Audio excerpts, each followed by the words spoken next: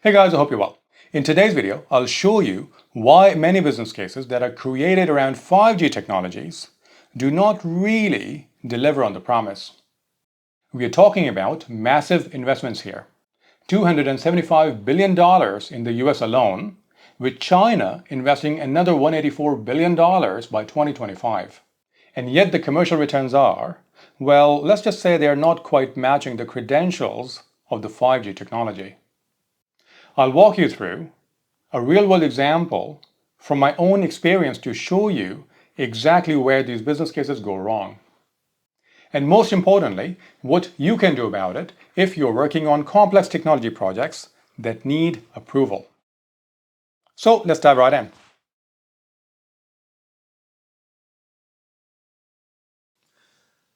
So here is what's happening in our industry right now. The US has invested $275 billion into 5G infrastructure. That's just the US. China is planning another $184 billion by 2025. And globally, we spent over $34 billion just in 2024 alone. But despite all this investment, only 25% of mobile connections are actually 5G by the end of 2025. Now, the technology works perfectly. 5G delivers everything it promised: gigabit speeds, sub-millisecond latency, ultra-low jitter, and high reliability. So what's going wrong? Well, let's have a look.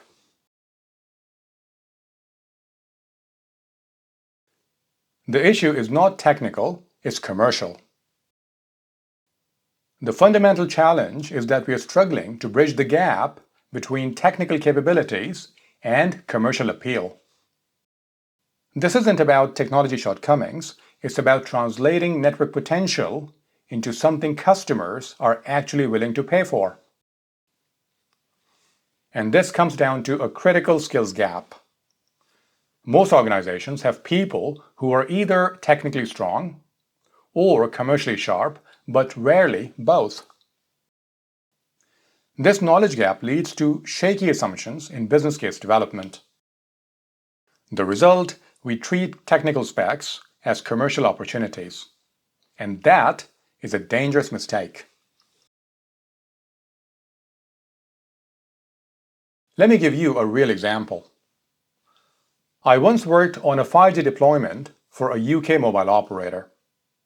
Technically, flawless execution. We launched 5G NSA, that's non-standalone architecture. So it's basically 5G radio network connected to the existing 4G core network EPC, Evolved Packet Core. Smart approach and faster deployment. The speeds were incredible, 300 to 500 Mbps consistently on average. Coverage targets, well, we smashed them. The engineering team was celebrating, and rightfully so, but commercially, well, that's a different story. So here's what happened. Marketing and product teams built their financial projections and marketing campaigns around those speeds we were seeing. And look, I'm not blaming anyone here. This is a systemic issue. When you're consistently hitting 300 to 500 Mbps on your test devices, that looks pretty impressive, right? But here's the thing. They were testing under ideal conditions, limited users, perfect spectrum allocation. Once real customers started using the network, well, the performance actually dropped. Network congestion, spectrum constraints, basic physics. But our business case was built on those ideal conditions numbers. And this points to a bigger issue. Most organizations have technically brilliant people and commercially sharp people, but rarely both in the same person. This creates a knowledge gap that's costing billions. Business cases get built on shaky technical assumptions.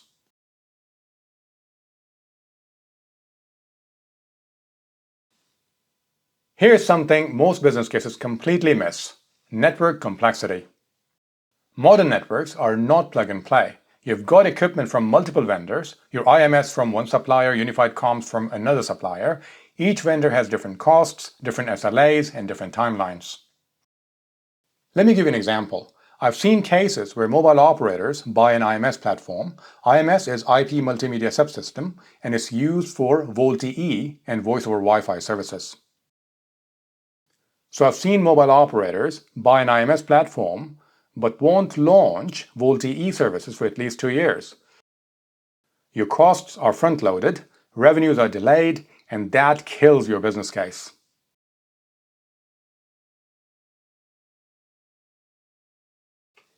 Then there's spectrum allocation. That reveals a fundamental misunderstanding in most business cases. The issue is not spectrum availability, it's spectrum utilization for commercially viable use cases. Different frequency bands serve different use cases, but business cases often miss this critical distinction. So you might have spectrum available, but that doesn't automatically mean commercial success.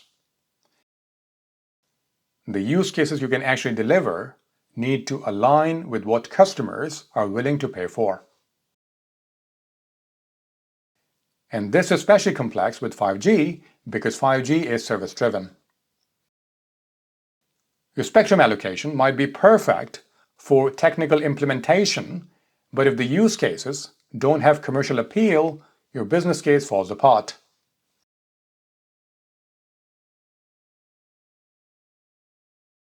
Here is where it gets really interesting. 5G isn't just faster 4G, it's fundamentally different. From 2G to 4G, mobile was consumer-driven. 5G changes this.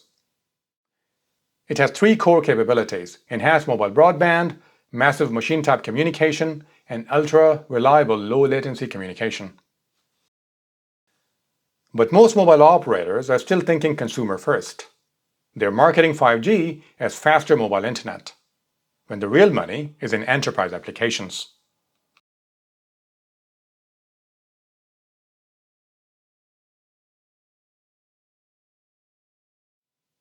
And here is the technical reality that most business cases miss completely. 5G NSA, what most mobile operators launch first, only gives you enhanced mobile broadband, so basically consumer or prosumer broadband.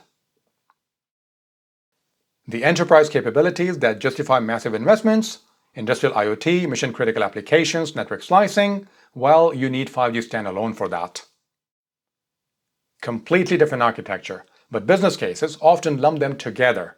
Big mistake.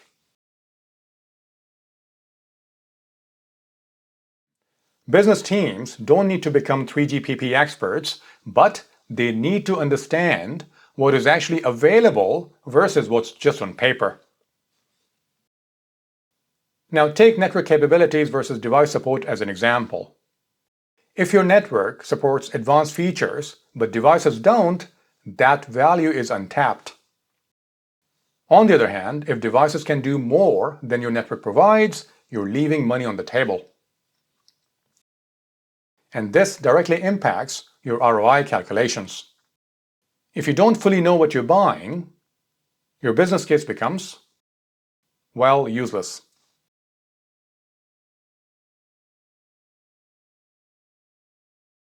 And then there's another major issue: timing misalignment. Most business cases are built before detailed technical architecture even exists.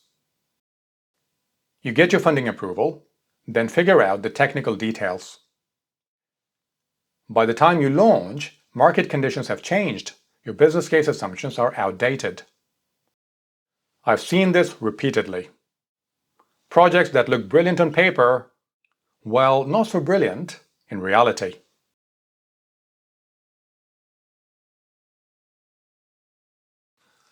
So what's the solution then? It's not turning engineers into finance experts, and it's not expecting commercial teams to become network architects. It's developing professionals who can bridge both universes. People who understand technical reality and commercial constraints. With all the experience, when I build business cases now, I start with the business problem and not the technical solution. I map real-world performance to financial outcomes. I account for vendor complexity, spectrum realities, and implementation timelines. Most importantly, I make sure technical and commercial teams share the same understanding.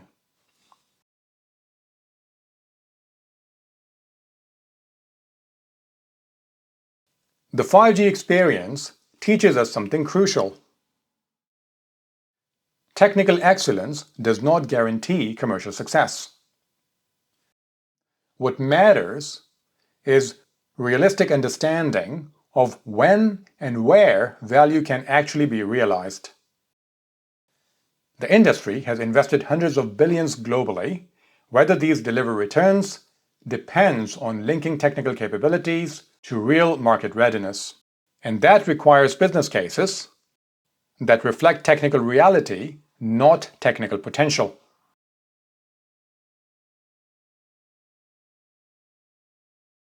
If you're working on complex technology projects that need investment approval, your business cases need more than technical specs.